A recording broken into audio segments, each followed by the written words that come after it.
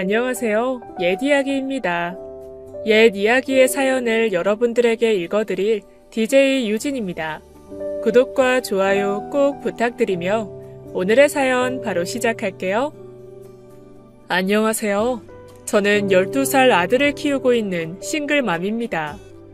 올해 42살이 되었고요. 이렇게 사연을 올리는 이유는 바람을 피우고도 참 뻔뻔했던 전 남편에게 통쾌하게 복수한 제 이야기를 들려드리기 위해서예요. 물론 그 일을 다시 떠올리는 건 너무 가슴이 아파서 이렇게 사연을 올리기까지 고민도 많았습니다.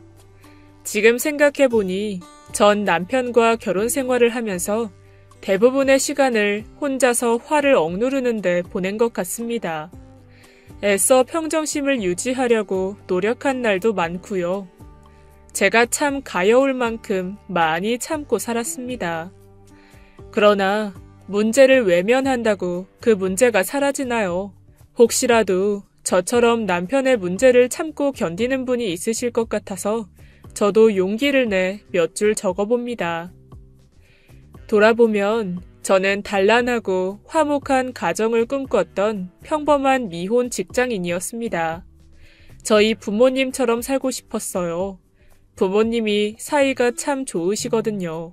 친구들의 이야기를 들어보면 권력관계처럼 부모님 중 한쪽이 주도권을 가진 집이 많은데 저희 집은 그렇지 않았어요. 물질적으로 넉넉한 집은 아니었지만 언제나 사이좋은 남매처럼 서로 배려하고 양보하고 크고 작은 일도 서로 터놓고 의견을 나누시고 그렇게 삼남매를 키우셨거든요. 그래서 어렸을 때부터 나중에 커서 결혼하면 부모님처럼 화기애애하고 단란한 가정을 꾸리는 게 소원이었어요. 이렇게 TV에서나 나올 법한 불륜에 휘말리게 될 거라고는 꿈에도 생각지 못했죠. 전 남편은 친목 모임에 지인이 소개해줬어요. 당시 저는 전문대를 졸업하고 한 중소기업에서 격리 업무를 하며 직장 생활을 했고요. 회사 규모가 작은 편이라 직원들 급여나 세금 계산서 같은 격리 업무 외에도 대표 전화를 받고 손님 응대하고 커피 대접하고 사무실 하자보수 같은 거 관리하고 그런 자질구레한 일까지 모두 제 몫이었어요. 심지어 신입사원이 들어오면 회사에서 지켜야 할 전반적인 예절을 교육하는 일까지 맡게 되었죠. 처음에는 잡일이 많아서 힘들었어요. 격리 업무보다 잡일이 더 많은 것 같아서 회사를 그만둬야 하나 고민도 했는데 다니다 보니 그 외에 다른 좋은 면도 보이더라고요.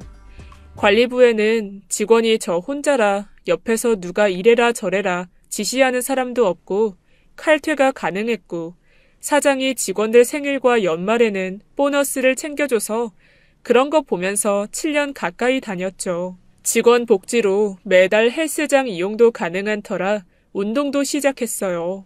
당시에는 퇴근하고 운동하는 게 하나의 낙이었답니다. 오래 다니다 보니까 하나 둘 친한 사람도 생겼고 저까지 포함해서 넷이서 친목계까지 만들었어요.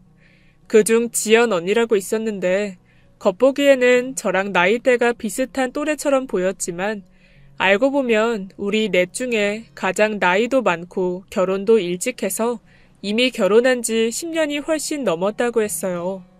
그 언니를 보면 정말 나이는 숫자에 불과했어요. 운동도 우리 중에서 제일 열심히 했고 센스도 좋아서 옷도 모델같이 입고 다니고 그랬거든요. 맛집부터 시작해서 어떤 옷이 유행인지 어떤 명품 신상이 출시됐는지 최신 트렌드에도 밝아서 대화를 하다 보면 주로 언니가 대화의 주도권을 잡고 이끌어 나갈 때가 많았죠.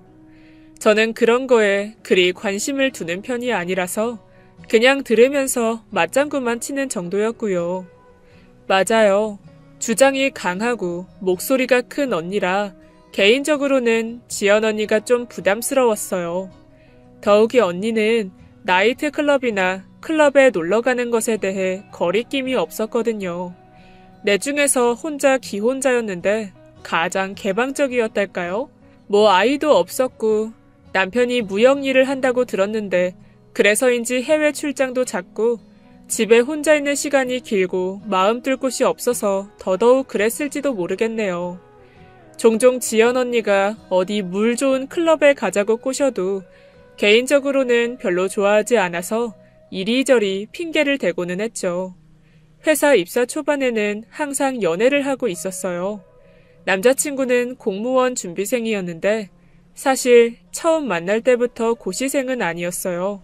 대학 다닐 때 소개팅으로 만나서 사귀기 시작했는데 저보다 4살이 많던 남자친구는 회사를 1년 다니고 그만두더니 공무원 시험을 준비하기 시작했죠. 남자친구가 고시 준비를 하면서 데이트할 수 있는 시간도 줄어들었고 초반에는 일주일에 한 번 정도 밖에서 밥을 먹거나 영화를 보거나 했는데 나중에는 정말 한 달에 한 번도 볼까 말까 했어요. 처음에는 공부를 결심한 남자친구를 적극적으로 응원하고 지지했어요. 데이트 비용 같은 건 직장 생활하는 제가 다 부담하면서 심지어 끼니 거르지 말고 공부하라고 용돈이나 간식도 챙기고 그랬죠. 그런데 시험 공부 기간이 길어지면서 상황이 꼭 엄마와 아들 같아졌어요. 시험에서 떨어지면서 남자친구는 정서적으로 더 불안정해지고 저한테도 밑바닥까지 다 보여준 것 같아요. 그런 모습을 보면서 저도 지치고 그렇게 지지부진한 만남을 근 4년을 이어갔어요.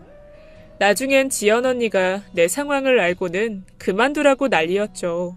좋은 사람 소개해준다고요. 그렇게 뒷바라지만 하던 연애를 끝나고 얼마 안 돼서 지연 언니에게 연락이 왔어요. 저녁에 만나서 밥을 먹자고 하더라고요.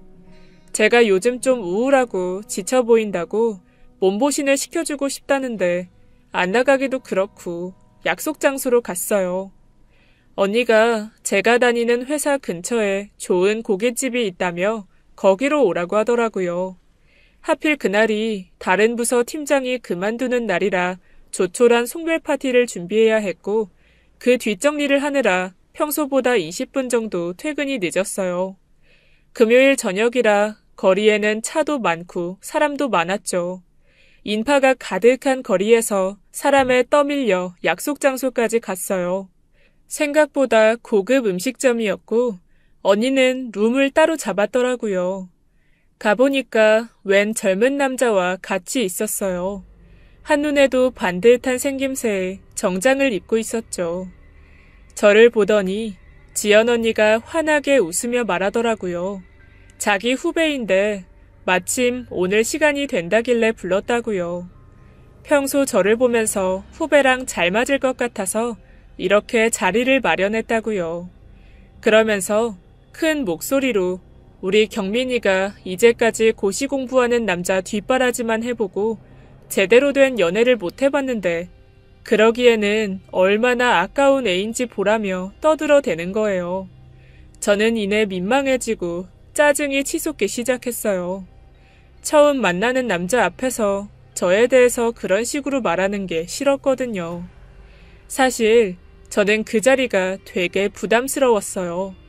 분명 남자를 소개시켜준다고 말하면 제가 안 한다고 할 게 뻔하니까 이렇게 기습적으로 자리를 주선했겠죠. 남 생각은 안 하고 본인 생각만 하고 밀어붙이는 게 정말 지연 언니다웠죠. 그래도 나름 내 생각을 해서 이렇게 마련한 자리라니 화는 못 내고 그냥 밥이나 먹고 가자고 생각했어요. 언니의 후배라는 그 남자의 첫인상은 뭐랄까 그리 좋지는 않았어요. 생김새는 반듯해서 크게 나무랄 땐 없었지만 어딘지 풍기는 분위기가 유흥업소에서 돈 많은 여성 꼬시는 남자 있잖아요. 약간 그런 스타일로 보였거든요. 저보다 6살 연상이라는데 불빛 아래 드러난 피부는 정기적으로 관리를 받은 것처럼 부티나게 매끄러웠고 머리에 헤어젤을 발라 넘긴 모양새나 한눈에도 비싸 보이는 시계, 고급스러운 원단의 셔츠 등을 보며 저와 다른 세상에 사는 사람이라고 생각했어요. 제가 그동안 만났던 사람들은 평범하고 소박한 사람들이었는데 이 사람은 좀 화려하고 요란스러운 축에 속했어요. 마치 지연 언니처럼요. 식사를 하는데 그 남자는 지연 언니처럼 청산 유수로 말을 잘하더라고요. 저랑 처음 만났는데도 부침성이 좋은 건지 아주 활발하게 대화를 이어나가기 시작했어요. 인상적인 것은 모든 이야기의 마무리는 자기 자랑이었다는 거예요. 누구나 이름만 들어도 아는 큰 철강회사에서 영업일을 한다고 했는데 모르는 게 없고 사방천지가 다 자신의 지인이더라고요. 심지어 정치계 거물급 인사들도 건너 그 남자의 지인이었으니 말 다 했죠. 첫인상이 그리 좋지는 않았지만 대화를 하면서 점점 그 남자의 화술에 매료되는 느낌이었어요. 지금 생각해보면 그중 절반은 새빨간 거짓말이었는데도 당시에는 제가 뭘 알겠어요. 그런 허세를 부리는 모습도 나름 자신감이 넘쳐 보였어요. 제가 전혀 알지 못하는 분야에 대해 전문 지식을 읊조리는 남자는 꽤 박식해 보였죠. 자기 자랑이 너무 심해서 재수 없다는 사람도 있겠지만 당시 저는 그 자신감이 매력이 있었어요. 그러고 보면 전에 만났던 고시생 남자친구는 시험에 떨어질 때마다 자존감이 땅을 쳤어요. 온갖 자기 비하와 세상에 대한 불만으로 가득 찬 남자를 보다가 정반대로 자신감에 넘치는 인물을 만났으니 그 허세도 하나의 매력으로 보일만 했죠. 그렇게 첫 만남을 갖고 다음날 점심때 남자에게 연락이 왔어요. 제가 자신의 말을 잘 들어주고 대화도 재밌어서 또 만나고 싶어서 연락을 했다고 하더라고요. 좀 뜻밖이었어요. 그 사람의 이야기를 흥미롭게 듣기는 했지만 저랑은 다른 세계에 사는 사람 같아서 거리감이 있었거든요. 또 만나게 될 줄은 생각도 안 하고 있었고요. 그렇게 한 번, 두 번 만나다 보니 첫인상의 제비 같은 모습보다 대범하고 자신감 넘치는 모습이 눈에 들어왔어요. 이 남자는 활발하고 외향적이라 야외 스포츠를 좋아하더라고요. 주말이면 자연스럽게 약속을 잡아서 같이 산악 활동이나 수상 스포츠를 하러 갔어요. 계곡에서 래프팅도 해보고 모터보트에 매달려 타는 웨이크보드도 타보고 당시에 같이 했던 활동은 제게 난생 처음인 게 많아서 그냥 즐거웠죠. 물론 남자는 허세가 있고 사치스러웠어요. 사업을 하던 아버지가 병을 얻어 일찍 세상을 떠났고 홀어머니가 음악학원을 운영하면서 혼자 아들을 키우셨는데 외가 쪽에 재산이 있어서 물질적으로는 풍족하게 자랐다고 들었어요. 남자가 대학에 입학할 무렵 어머니도 재혼을 하셨는데 새 아버지를 맞이하는 과정에서 갈등이 많았다고 하더라고요. 어머니의 재혼으로 이복 형제가 생겼지만 남자와 나이차도 많고 이미 그 형제들은 결혼을 한 상태라 지금까지도 교류는 거의 하지 않고요. 곁에서 남자를 보면 참 자신만만하고 천하에 두려울 게 없어 보였지만 만나다 보니 그 안에 숨은 허약함과 약점 등이 보였죠. 허세와 사치는 그런 점을 감추기 위한 방어처럼 느껴졌어요. 어렸을 때 남자의 어머니는 늘 학원 운영으로 바쁘셨지만 그 대신 최고급 환경에서 아들을 키우신 것 같더라고요. 그 옛날의 사교육도 안 받아본 게 없더라고요. 얘기를 들으면서 깜짝 놀랐어요. 방과 후에는 학원으로, 과외로 눈코 뜰 새 없이 바쁘게 살았지만 아들의 성적은 늘 엄마의 기대에 못 미쳤던 것 같아요. 남자의 어머니는 아들의 성적이 썩 좋지 않자 미국으로 유학을 보냈대요. 16살에 혼자서 미국 뉴저지로 유학을 간 남자는 한 달 만에 다시 한국으로 돌아왔어요. 가서 우울증과 불안에 시달리다가 학교에서 심리 검사를 받은 뒤 학교 의원회의 결정으로 다시 귀국 조치가 되었다고요.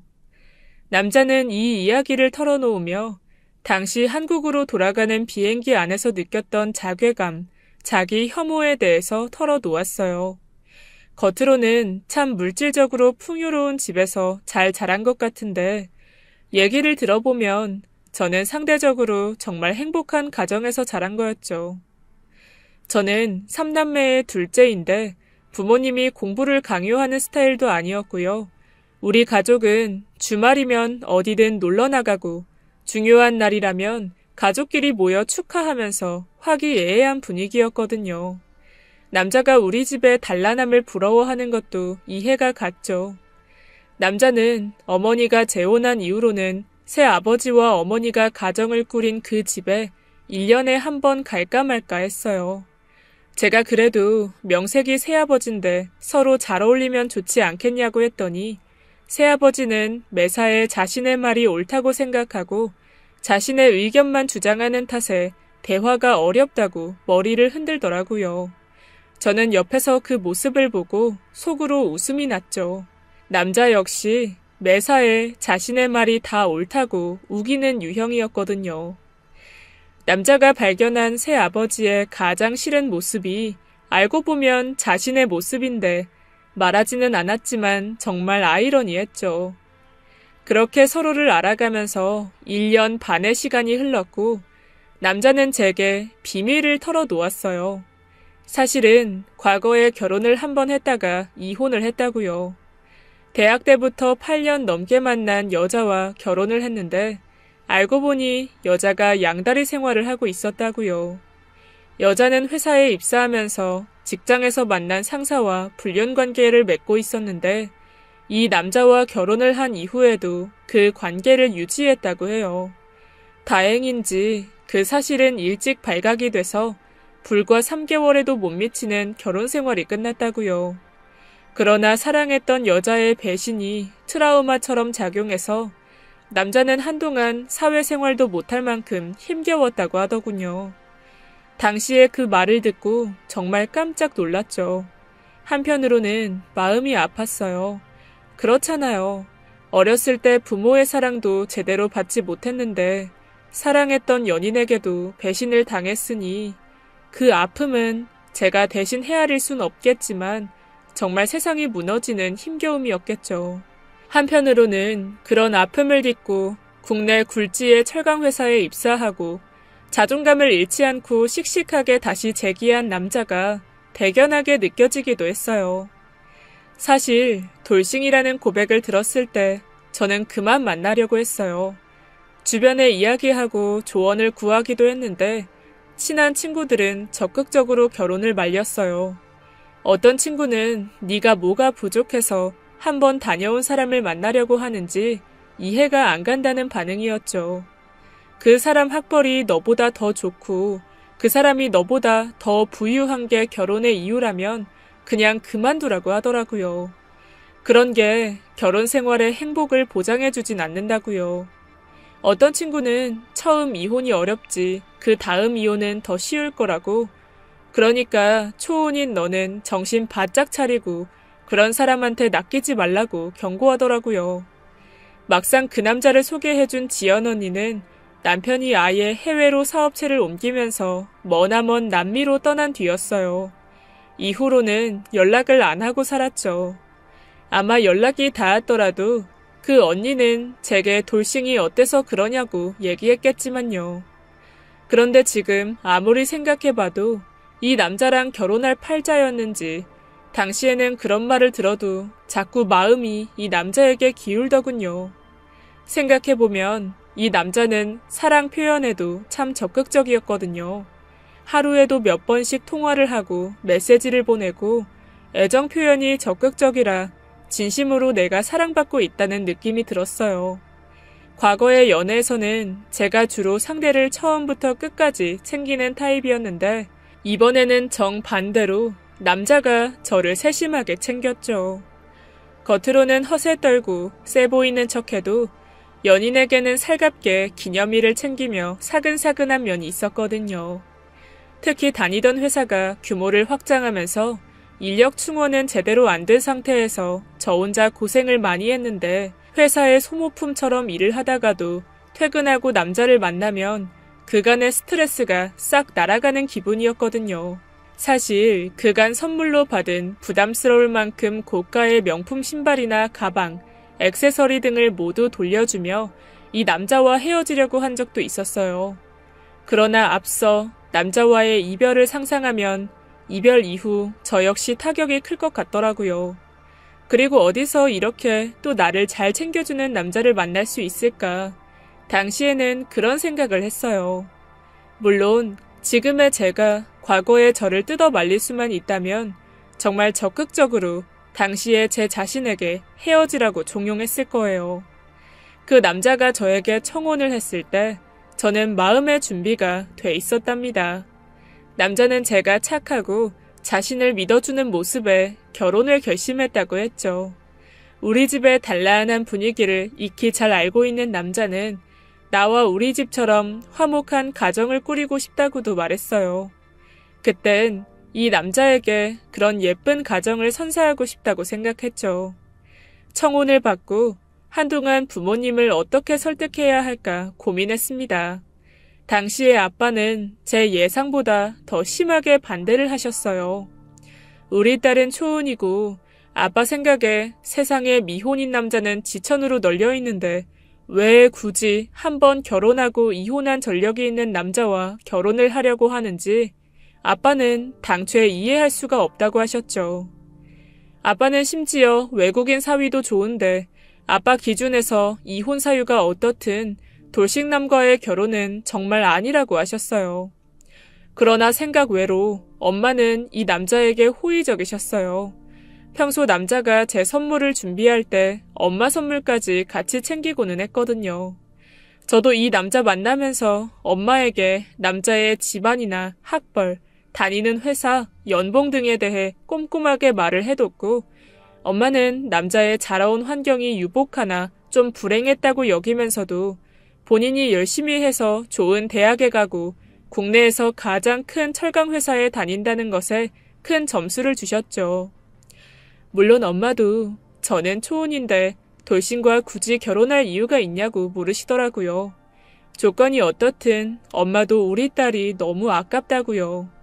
그래서 저는 이 결혼이 어려울 줄 알았어요. 그러나 결국 제 결혼을 지지하기로 마음먹은 엄마가 아빠를 설득했고 저는 이 남자와 결혼을 했습니다. 결혼하고 연애 때처럼 알콩달콩 신혼생활이 이어졌어요. 긴 휴가를 얻어서 신혼여행도 서유럽 등지로 다녀왔고요. 프랑스 파리 도심에 에어비앤비로 집을 얻어 3주 정도 머물면서 프랑스 곳곳도 구경하고 인근의 영국과 독일 등에도 놀러 갔다 왔죠. 아마 그때가 제 삶에서 가장 최정점으로 행복했던 때였던 것 같아요. 신혼여행 이후로 다시 일상이 이어졌습니다. 남편은 처음에는 퇴근 후 술자리를 좀 자제하는 것 같았어요. 허니문 베이비가 생겼거든요. 임신하고 진우를 낳고 육아라는 악몽이 시작되었어요. 건강하고 예쁜 아들 낳아서 키우는데 무슨 악몽이라는 단어를 붙이냐고 하실지도 모르겠어요. 그러나 제게는 정말 지옥 같은 시간이었어요. 진우를 낳은 시기에 하필 남편은 회사에서 조직 개편으로 부서 이동을 하면서 퇴근이 늦을 때가 더 많아졌어요. 저는 저대로 회사를 그만두고 혼자서 온종일 아이를 돌보면서 우울증이 왔고요. 남편과 대화를 시도해봤지만 퇴근한 남편 붙들고 이야기를 하다 보면 남편은 남편대로 밖에서 힘들어서 하소연이 쏟아지고 저도 사회생활을 해봤으니 익히 그런 고충은 알지만 그래도 이렇게까지 내 상황을 몰라줄까 야속해서 나중엔 갓난쟁이가 깰 만큼 부부싸움도 많이 했어요. 부부싸움이 잦아지면서 남편의 귀가 시간은 더 늦어졌고요. 당시 우리 집에서 남편 회사까지 자가용으로는 30분, 대중교통을 이용하면 40분 정도 걸렸어요. 그리 먼 통근거리는 아니라고 생각해요. 특히 남편은 곧 죽어도 자가용 이용을 고집하니 자기 차를 끌고 통근하는 건데 평일에 퇴근 시간은 자정을 넘기기 일쑤였어요. 처음에는 야근이 많은가 보다 했죠. 사실 제가 하도 잔소리를 해대니 남편도 집에 오기 싫었나 남편의 늦은 귀가에 서운한 마음도 들었고요. 그런 중 저도 제 페이스를 찾아야겠다는 생각에 베이비시터를 구해서 여사님에게 서너 시간 진우를 맡기고 그 시간에 요가 등을 하면서 다시 생활의 리듬을 찾아가기 시작했어요. 그런데 어느 날 세탁기를 돌리려는데 빨래 바구니에 던져진 남편 와이셔츠에서 향수 냄새가 진하게 나더라고요. 남편은 원래 냄새에 예민해서 향수도 종류별로 갖고 있었거든요. 그런데 그건 여자 향수 냄새였어요. 직감적으로 그간 자정을 넘어 들어오던 남편의 모습을 떠올렸죠. 주말이면 늘 잠만 자거나 제가 밥 먹을 동안 진우 좀 돌보라고 하면 보행기나 기계적으로 흔들어대며 휴대폰만 들여다보곤 했거든요. 최근 주말에는 진우도 자처해서 먼저 돌보고 사람이 더 밝아졌달까? 활기가 넘쳤던 게 생각났어요. 그날 귀가한 남편에게 향수 냄새의 정체를 물었더니 뜻밖의 대답이 돌아왔어요. 아주 뻔뻔하게 남편이 이렇게 말했죠. 당신, 나 접대 다니는 거 몰랐구나. 영업에선 거래처 접대가 필수야. 내가 전에도 얘기했던 것 같은데. 물론 남편이 영업직이고 한때는 회사에서 상위 5%에 드는 영업 VIP로 선정될 만큼 영업 실력이 좋았던 것도 잘 알고 있어요. 남편이 그때 회사에서 받은 트로피와 황금 거북이도 집 거실장에 자랑스럽게 놓여 있거든요. 제가 기억하기로는 당시에 남편은 진짜 실력이 좋은 사람은 접대 없이도 거래처와 실적을 쌓을 수 있다고 말했어요. 아주 자랑스럽게 본인이 바로 그런 케이스라고 했죠. 그리고 연애할 때 남편이 거래처와 골프장에 가는 거는 봤지만 룸살롱 등 술 접대를 하는지 여부에 대해서는 정말 순진하게 모르고 있었죠. 룸살롱 접대를 한다고? 그런 거 없어도 실적 쌓을 수 있다면서. 그건 그때 얘기고 지금은 상황이 달라. 이 업계도 경쟁이 심해져서 거래처 접대 없이는 실적 쌓기가 어려워졌어. 그런 거 없이 거래하던 거래처에서도 이제 노골적으로 접대 얘기부터 꺼낸다니까. 남편은 이 말을 하면서 자기도 그런 자리에 앉아있는 게 고역이라고 덧붙이더라고요. 누구는 좋아서 룸살롱을 가냐는 투였어요. 회사는 성과가 전부인 곳인데 이런 더러운 방법도 가리지 않고 성과를 쌓아야 하는 게 현실이라고 하더라고요. 당시 그 말을 듣고 뭐 어쩔 수 없다고 생각했어요. 사실은 내 몸도 너무 피곤하고 진우 신경 쓰랴 남편 신경 쓰랴 머리가 터질 것 같아서 우선 남편에게는 알아서 잘하라고 말만 했죠. 당신이 알아서 잘하라고요. 선 지키면서. 한편으로는 과거에 지연 언니가 했던 말이 생각났어요.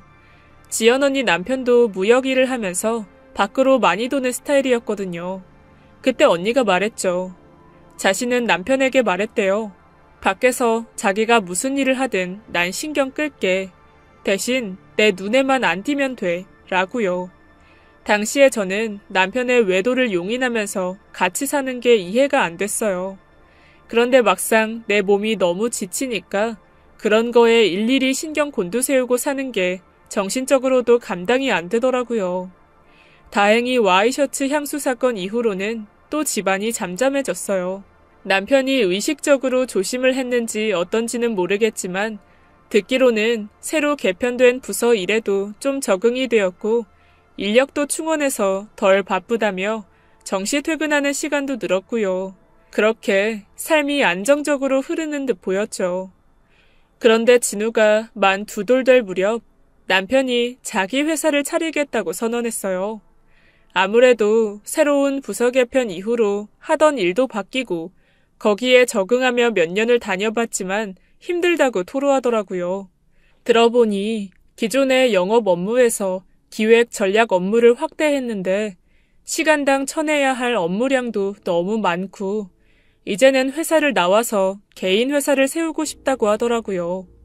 한편으로는 새로운 실장이 영입됐는데 실장이 전 회사에서 데려온 직원들이 아무래도 더 좋은 인사평가를 받는 것 같아서 억울하다는 말도 하더라고요. 당신도 이 차장 알지?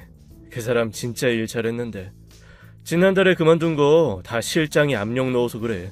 차장이 바른말 잘하는 스타일인데 뭔가 실장한테 밉보인 것 같아. 실장이 윗선에 뭘 이간질했는지 이 차장이 갑자기 지방에 있는 계열사로 발령받았거든. 그것도 하던 일과 아무런 관계없는 업무로. 그래서 그만둔 거야. 나도 여기 오래 있다가 언제 그 짓을 당할지 모른다고. 남편은 본인도 회사에서 최선을 다했고 언제까지 월급쟁이로만 살 수는 없는 노릇이라며 지금이 자신이 회사를 세우기 좋은 때인 것 같다고 하더라고요. 아무리 그래도 남편이 한다는 철강자재 납품 회사는 저한테는 정말 생소했고 우선 개인 사업이라는 말에 극구 반대부터 했어요. 사업했다가 망하는 집을 주변에서 여럿 봐온 터라 사업 경험이 전무한 월급쟁이 남편이 과연 잘할 수 있을까 두려웠거든요. 차라리 경험을 살려서 더 좋은 곳으로 이직을 하라고 했는데 제 반대에도 남편은 듣지를 않았어요. 남편은 워낙 독단적인 면이 있어서 제가 하는 말은 정말 한 귀로 듣고 한 귀로 흘려듣는 꼴이었죠. 그렇게 오래 다니던 회사를 퇴직하고 사업자를 내고 회사를 시작했어요. 거래처를 확보하는 게 관건이었는데 그게 쉽지 않아서 고전했죠. 인건비를 줄여야 되니 저도 만 2돌 된 진우는 친정엄마에게 맡기고 회사 일을 돕기 시작했습니다. 나름 규모 있는 중소기업에서 혼자 격리 일을 하면서 쌓아온 노하우가 여기서 발휘될 줄은 몰랐네요. 그때처럼 세금 계산서 등 격리 업무를 하면서 전화 응대부터 전반적인 사무실 관리까지 잡무를 도맡아 했죠. 생각해보면 둘이서 그 비좁은 사무실에서 고군분투하며 하루하루를 열심히 살았어요. 허세에 자신감이 넘치던 이 남자도 이때만큼은 정말 생사가 달린 문제라고 생각했는지 아주 치열하게 일하더라고요. 시간이 지나면서 거래처도 늘고 3년 차에는 직원을 3명으로 늘릴 만큼 운영이 안정되었어요. 회사 자금 흐름을 관리하면서 보니까 이제 직원 월급과 임대료, 운영비를 모두 빼고도 순수익이 월 2천만 원 정도 남을 만큼 회사가 번창했을 때 저는 비로소 다시 가정으로 돌아왔습니다. 남편이 월급쟁이일 때보다 먹고 사는 게 더 나아진 건 사실이에요. 그러나 남편과의 갈등은 더 골이 깊어졌어요. 개인 회사를 차린 뒤 직원도 생기고 매출도 안정이 되자 남편의 귀가는 점점 도를 넘을 만큼 늦어졌어요. 외박도 가끔 있었죠. 저는 이미 회사 장부를 정리하면서 매일같이 늦은 귀가의 사유를 다 알고 있었죠. 모두 룸살롱이나 골프 적대였으니까요. 그 문제로 아주 여러 번 고성을 높여 다퉜지만 결론은 사업하는 사람은 거래처 사람들을 만나면 뒷돈도 찔러주고 여자 있는 술집에도 가야 한다는 거였죠. 남편은 그게 없으면 사업이 금방이라도 망할 것처럼 말하더라고요. 당시 말을 듣고 내가 범생이처럼 얌전하게 회사 운영하다간 금방이라도 우리 집이 거리에 나앉을 수 있다고 협박처럼 말하는데 원 기가 막혀서. 사실 장부를 정리해보면 그렇게 접대해서 얻은 수익은 컸고 무시할 만한 액수가 아니다 보니 결국은 저도 포기했죠. 남편은 자기 생각이 맞다고 웃기는데 일가견이 있어서 오히려 제 입만 아프고 저만 스트레스를 받는 터라 이제 거기에 대해서는 말도 하지 않게 됐죠. 저도 모르게 남편에게 지연 언니처럼 말하고 있었어요. 당신 가정이 있으니 반드시 선은 지키라고요. 만일 발각되면 내가 가만히 있지 않을 테니 알아서 행동하라고 했죠. 우리 집은 평수를 넓혀 크고 새 집으로 이사를 했고 주변에서는 남편이 그렇게 돈을 잘 버니 얼마나 좋겠냐며 저를 부러워하기 시작했습니다. 명색이 사모님 아니냐고 그러면서 제가 돈을 물쓰듯 쓸 거라고 생각하는 지인들도 있었어요. 그러나 겉으로만 사모님이면 뭐하나요? 남편이 벌어들이는 돈은 엄청났지만 언제나 집에 주는 돈은 한정적이었어요. 저에게는 한도 300만 원짜리 카드와 현금 100만 원이 전부였습니다. 현금 100만 원도 그나마 제가 요구해서 얻어낸 돈이었어요. 사실 돈 관리를 신혼 때부터 남편이 했어요. 제가 격리 일을 오래 해서 회계 쪽 업무는 남편보다 전문가인데 당시에는 남편이 가장이기도 하고 기 살려준다고 돈 관리를 남편에게 맡겼죠. 돌이켜보면 정말 잘못된 선택이었어요. 그래서 이후에는 남편이 주는 용돈으로 생활해 왔는데요. 월급쟁이 생활을 할 땐 뭐 용돈을 많이 줄 수 있나요? 남편과 저 둘 다 아끼면서 살았죠. 그런데 회사를 차리고 들어오는 수익은 하루가 다르게 늘어가는데 집에 주는 용돈은 턱없이 적었어요. 한창 제가 회사의 회계 일을 담당할 때 남편에게 내가 돈 관리를 하겠다고 말했어요. 회사에서 밖으로 나가는 접대비 비중이 너무 큰 것 같고 우리 집 역시 진우 교육비도 그렇고 전반적인 재정 관리에 대해서 생각해 볼 필요가 있다고요. 내가 당신보다 회계에 대해서는 더 잘 알고 있으니 이제부터 내가 돈 관리를 하는 편이 더 좋겠다고 말했죠. 그러나 정말 쇠기의 경일기였어요. 남편은 당신이 회계 전문가라면 나는 철강 업계의 전문가고 거기에 따르는 접대도 내가 다 알아서 하는 일이니 간섭하지 말라는 기조였죠. 집에 주는 용돈의 경우 정 부족하면 현금을 별도로 100만 원을 더 주겠다고 하더군요. 사실 저는 사치하는 타입이 못 돼요. 오히려 뭐든 절약하는 편이고요. 남편은 어렸을 때부터 청바지 하나도 명품 브랜드를 사 입었더라고요. 하물며 양말까지요.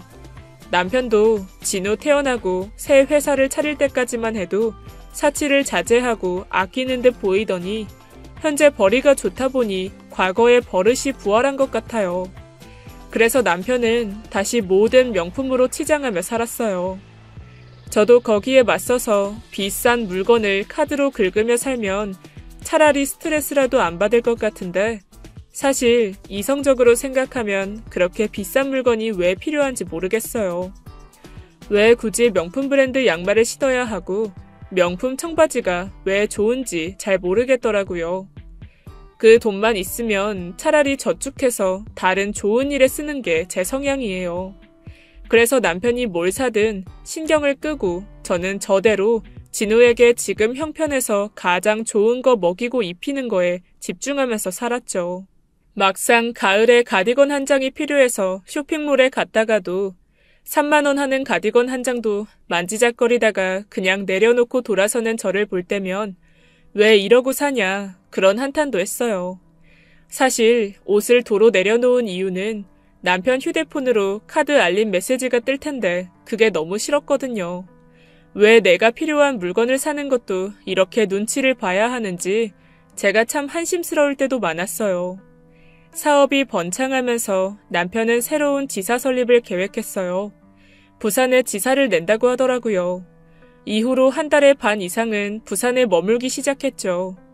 심지어 진우 유치원에서 재롱잔치를 할 때도 부산지사에 일이 생겼다면서 와보지도 않고요. 어쩌다 모습을 드러낸 남편은 전보다 혈색도 좋고 어딘지 활기가 넘쳐 보였죠. 그 수상한 조짐을 그땐 왜 바로 눈치채지 못했을까요? 진우 재롱잔치에 못 간 게 너무 미안하다고 남편은 그 주말에 호텔을 예약했더라고요. 가족 전용 야외 수영장이 딸린 고급 호텔로 난생 처음 호캉스를 갔어요. 오랜만에 단란하게 시간을 보내는데 시댁에서 연락이 왔어요. 시어머니가 쓰러졌다는 소식이었죠. 급히 호텔을 체크아웃하고 진우를 어디 맡길 겨를도 없이 남편 차를 타고 시어머니가 입원하셨다는 지방의 병원을 찾아갔죠. 다행히 의식이 돌아오셔서 병원에 좀 머물다가 우리는 다시 해가 저물기 전에 서울로 향했어요. 올라가는 길에 잠깐 고속도로 휴게소에 들렸고 남편이 담배를 피운다고 자리를 비웠는데 어디선가 메시지 알림이 들리더라고요. 남편이 휴대폰을 안 가져 나갔더라고요. 그래서 화면에 뜬 메시지를 보니 가관이었어요. 발신자명은 우리 사랑이였죠. 순간 저는 기가 차서 아무 말도 나오지 않았고 심장이 두근대기 시작했어요. 아무래도 밖으로 나돌던 남편이 선을 넘었구나. 이 일을 어떻게 해야 될까 별별 생각이 다 들었죠. 남편이 자리에 돌아왔을 때 제가 우리 사랑이가 누구야? 라고 물으니까 낯빛 하나 안 바뀌고 아주 뻔뻔하게 대답하더군요. 술집 여자야. 내가 자주 가는 단골 룸살롱마다. 세상에, 그 뻔뻔함에 기가 막혀서 말문이 막혔어요. 당신 너무 예민해. 우리 회사가 여기 룸사롱 VIP야. 요즘 뜸했더니 마담이 직접 연락했나 보지. 뭘 그렇게 따져 물어? 너는 마담 연락처를 우리 사랑이라고 저장해두니? 저는 어이가 없어서 쌍심지를 켜고 따져 물었죠. 이건 100% 연인 관계인데 말이죠. 세상에 어떤 유부남이 사심 없이 술집 마담 연락처를 저장해두고 메시지를 주고받을까요? 야, 살살 말해. 그리고 이건 그 여자가 내 핸드폰 가져다 그렇게 멋대로 이름을 바꿔놓았나 보지. 난 그렇게 저장해둔 적 없어. 자꾸 이상한 사람으로 몰지 마. 뻔뻔한 목소리를 유지하고 있었지만 어딘가 찔리는 듯 내 눈은 똑바로 바라보지도 못하고 앞만 바라보고 대답하던 남편은 더 말할 가치도 없다는 듯 차에 시동을 걸었죠. 당시 저는 정말 달리는 차 안에서 뛰어내리고 싶었어요. 그만큼 머릿속이 혼란스럽고 이 인간을 믿은 제가 바보 등신처럼 느껴졌거든요. 와이셔츠 향수 사건 이후로는 딱히 꼬투리를 잡을 만한 물증도 없었고 저도 진우 교육에 힘쓰면서 교육 세미나도 다니고 엄마들과 어울리고 외부 활동을 하면서 남편의 외도에 대한 의심을 잠시 접고 있었죠. 물론 유흥업소에서 오던 문자나 전화에 대해서는 저도 알고 있었어요.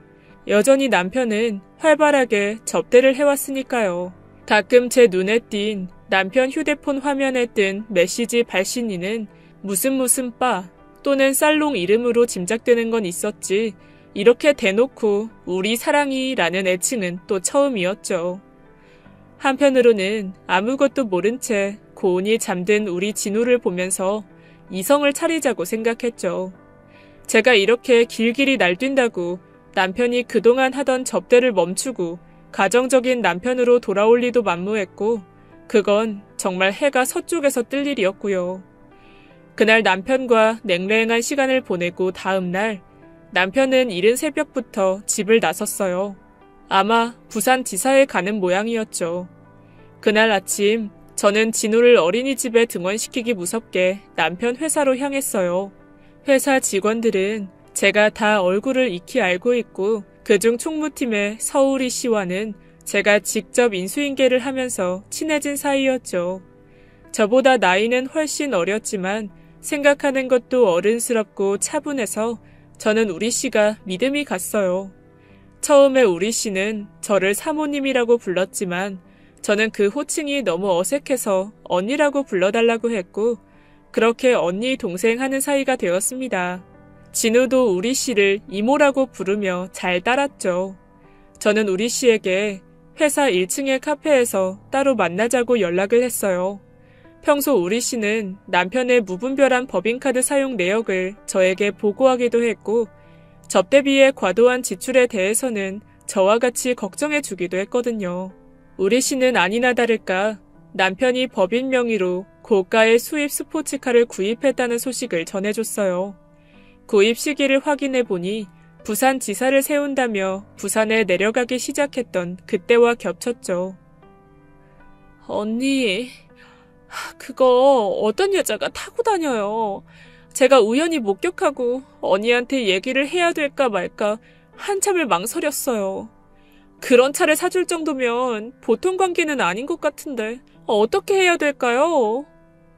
이 이야기를 전하는 우리 씨의 얼굴에는 수심이 가득해 보였죠.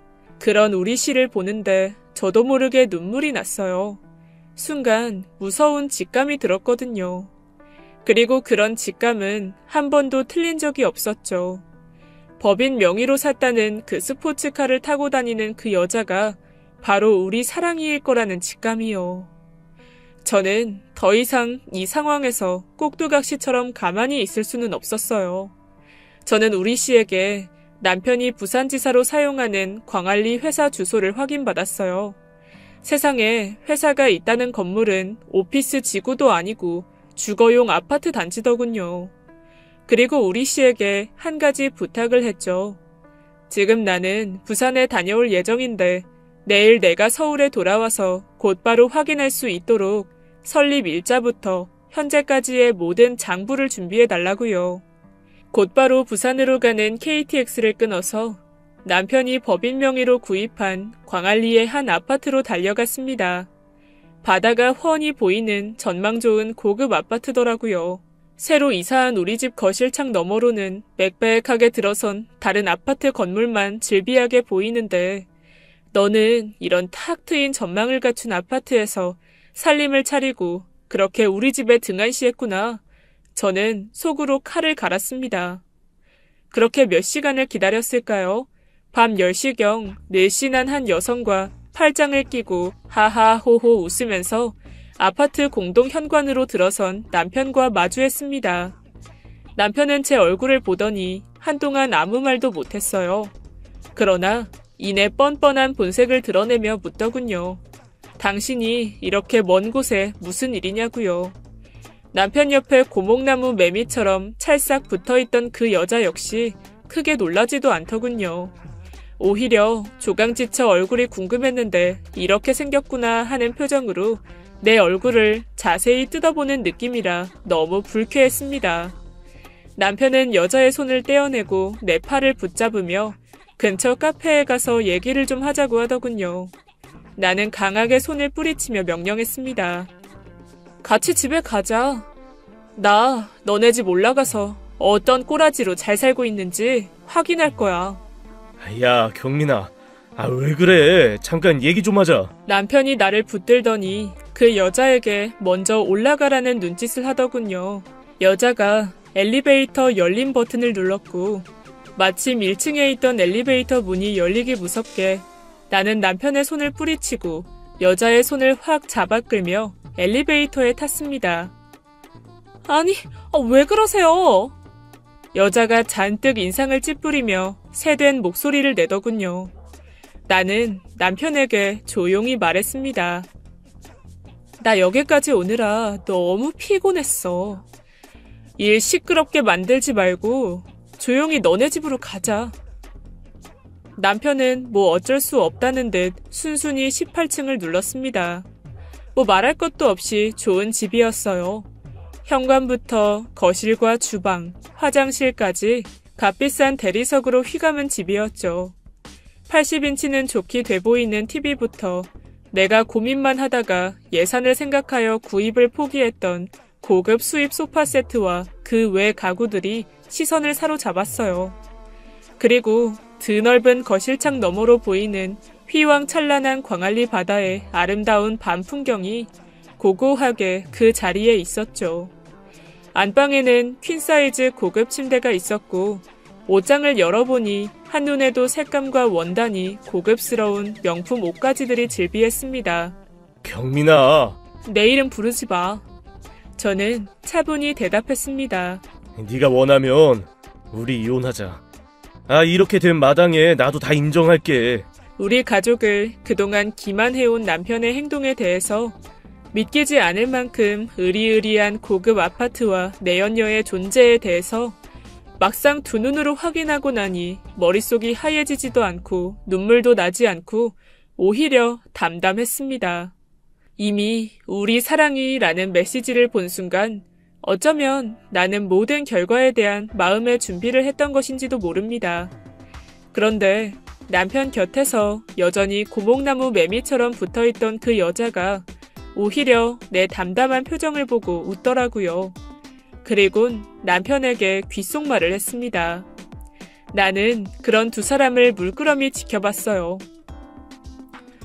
그렇게 격없이 사람 앞에 세워놓고 귓속말 하지 마세요. 이렇게 기본 인성이 안 된 여자랑 살림이나 차리고. 너도 참 한심한 인생이다. 뭐요? 여자는 눈이 컸는데 두 눈을 부릅뜨자 정말 안구가 밖으로 튀어나올 것 같아서 무섭더라고요. 난 곱게 이혼 못 해주겠어. 일단 갈 테니까 서울에서 만나. 저는 집을 나왔습니다. 현관이 닫히기 전 이런 소리를 들은 것 같아요. 뭐야? 저게 뭐라는 거야? 고목나무 옆 매미가 짓거리는 소리였습니다.